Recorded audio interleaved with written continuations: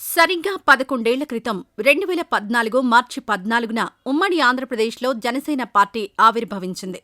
ఆ సంవత్సరం జరిగిన అసెంబ్లీ ఎన్నికల్లో ఆ పార్టీ పోటీ చేయకుండా తెలుగుదేశం పార్టీకి మద్దతు పలికింది. 2019లో వామపక్ష పార్టీలతో జతకట్టి ఎన్నికలకు వెళ్లింది. ఆ ఎన్నికల్లో ఒక్క సీటు మాత్రమే గెలుచుకుని స్వయంగా పవన్ కళ్యాణ్ పోటీ చేసిన గాజువాక, భీమవరం సీట్లను కోల్పోయింది. దీంతో పవన్పై విపరీతమైన ట్రోల్స్, మరో ప్రజారాజ్యం అంటూ సెటైర్స్.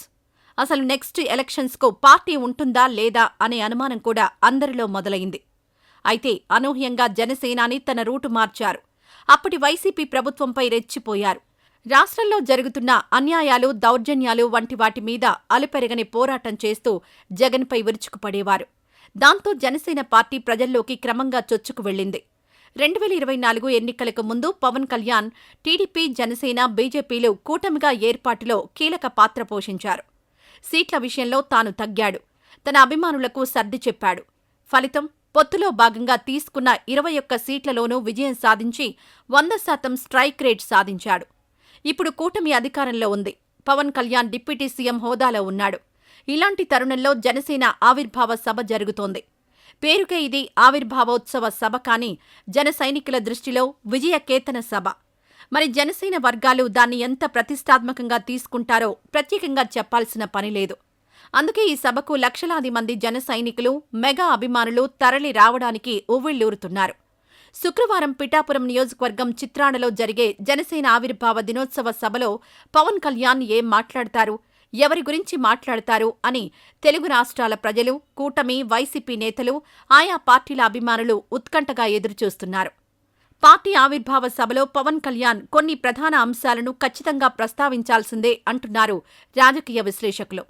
వాటిల్లో మొట్టమొదటిది తన రాజకీయ భవిష్యత్. ఇప్పుడు టీడీపీతో పొత్తులో ఉన్నారు సరే, ఎంతకాలం ఈ పొత్తుని కొనసాగిస్తారన్నదే ప్రశ్న. మొన్న పవన్ కళ్యాణ్ అసెంబ్లీలో పొత్తు 15 సంవత్సరాలుంటుంది అన్నారు. అలా అయితే ఇక పవన్ సీఎం కావడం అనేది కల. ఇలానే ఏదో ఒక పదవి తీసుకుంటూ టీడీపీకి సపోర్టుగా ఉండాల్సిందేనా అని జనసైనికులు అడగడం ఖాయం. మరి దానికి పవన్ ఏం చెప్తారన్నది ఇక్కడ ఆసక్తికరం. రెండోది, పవన్ అధికారంలోకి రాకముందు అధికారంలో ఉన్న పార్టీలు, నేతలపై తీవ్రస్థాయిలో విమర్శలు గుప్పించేవారు. ఇప్పుడు అవినీతి, అక్రమాలు, అవకతవకలపై ఆ దూకుడును కొనసాగిస్తూ చురకలేస్తారా, లేక సర్దుబాటు ధోరణితో వ్యవహరిస్తారా అన్నదానిపై కూడా చర్చించుకుంటున్నారు. మూడో పాయింట్ మరియు చాలా కీలకమైన అంశం ఏమిటంటే, ఇటీవలి కాలంలో నారా లోకేష్ని కూడా డిప్యూటీ సీఎం చేయాలంటూ టీడీపీలో కొంతమంది నేతలు సరికొత్త వివాదానికి తెరలేపారు. ఇది జనసైనికుల్లో ఆగ్రహాన్ని తెప్పించింది. దీంతో లోకేష్ ఉప ముఖ్యమంత్రి పదవి వ్యవహారం ఇరు పార్టీలోనూ పెను దుమారాన్ని రేపడంతో చంద్రబాబే రంగంలోకి దిగి తాత్కాలికంగా సద్దుమణిగేలా చేశారు. ఈ వ్యవహారంపై పవన్ పరోక్షంగా ఏదైనా మాట్లాడవచ్చన్న వాదన వినిపిస్తోంది. ఇక నాలుగోది, వైసీపీ అధినేత, మాజీ సీఎం వైఎస్ జగన్ మొన్న పవన్ కళ్యాణ్ ఎమ్మెల్యేకి తక్కువ, కార్పొరేటర్కు ఎక్కువ అంటూ విమర్శలు చేశారు. ఈ నేపథ్యంలో జగన్ గురించి పవన్ ఏం మాట్లాడతారోనని సర్వత్రా ఆసక్తిగా ఉంది.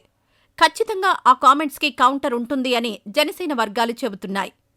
ఇదిలా ఉంటే పవన్ కళ్యాణ్ ఈ సభను తన బల ప్రదర్శన వేదికగా కూడా ఉపయోగించుకోనున్నారు.